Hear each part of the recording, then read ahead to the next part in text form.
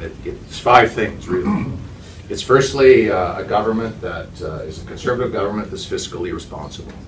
A government that, through the good work that's been done in Ed's administration, good work by Doug Horner in particular, we're now in a position where we can balance our books, where we can run surplus budgets. We are now in a position where we should be able to run surplus governments in this, surplus budgets in this government.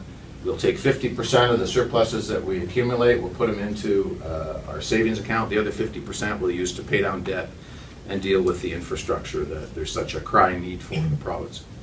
Second is, turning the page on all the stuff that we've seen. Honestly, I don't like talking about this stuff because it's everything that we've all lived through. And people are looking at our party and they're saying, okay, like this should be fundamental for a Conservative Party to respect people's money, taxpayers' dollars, to respect other people's money, to conduct yourself with humility and common sense and decency and integrity. And they're looking at our party saying, okay, give us that. We want this party to succeed. We believe in a compassionate Conservative Party, a progressive Conservative Party, but show us that you can have leadership at the top where we're not going to see the sort of things that we've seen for the last year. The third thing that I speak about is, everything that we produce in this province, they want in new markets. And so, over time, life's been pretty comfortable for us in Alberta. And we've ended up far too dependent on one customer. And they're a wonderful customer to have. The United States, we love them. They're our best friends, our neighbors. My youngest daughter lives there. There's no problem with the Americans. We love them. But you can't sleep at night if you've got one customer. And we've got one customer. Now we're in a circumstance where the American market's oversupplied, and we're headed into a very serious problem. We saw it 2 years ago when our public finances started to collapse because of the so-called differentials, which is just to say that we're not getting global prices for the energy resources that we own as Albertans and our grandkids own. We're selling it at 60 cents on the dollar, 50 cents on the dollar in some cases. And so that's going to carry on, and folks, it's going to get way worse.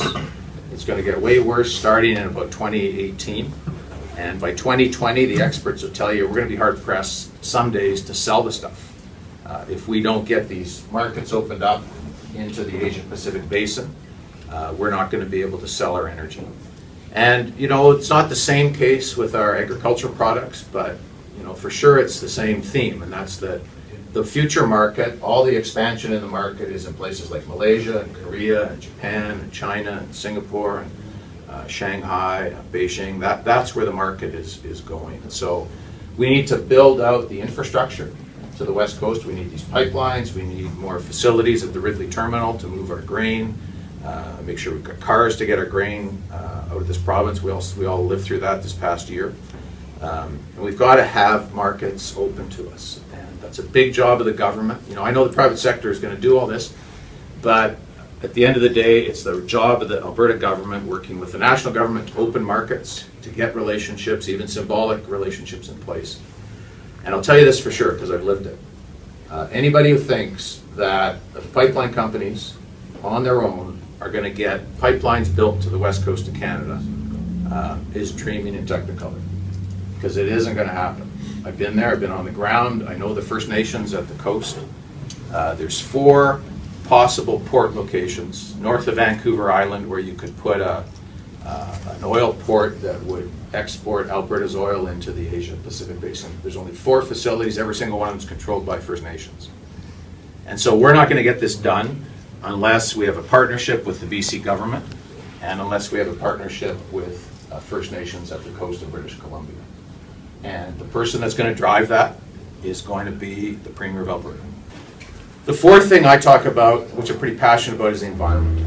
And this is a situation that Ed and I both inherited.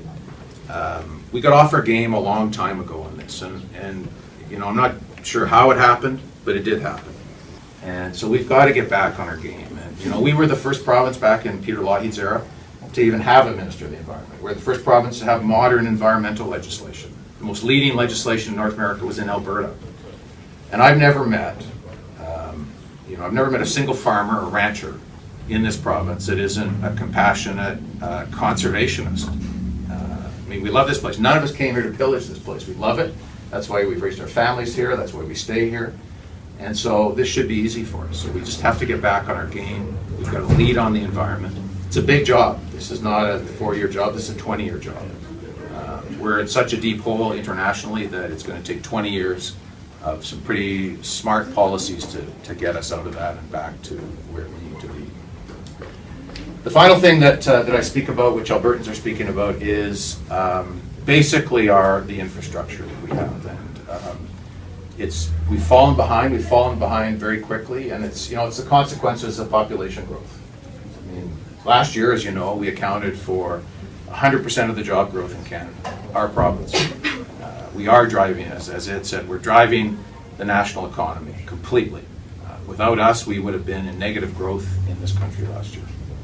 And along the way, we've grown from 2 million people when I was the age of some of the young folks in the room here, to 3 million people, to 4 million people. Now we're about 4.2 million people, headed, they say, to 5 million people in this province by the end of this decade.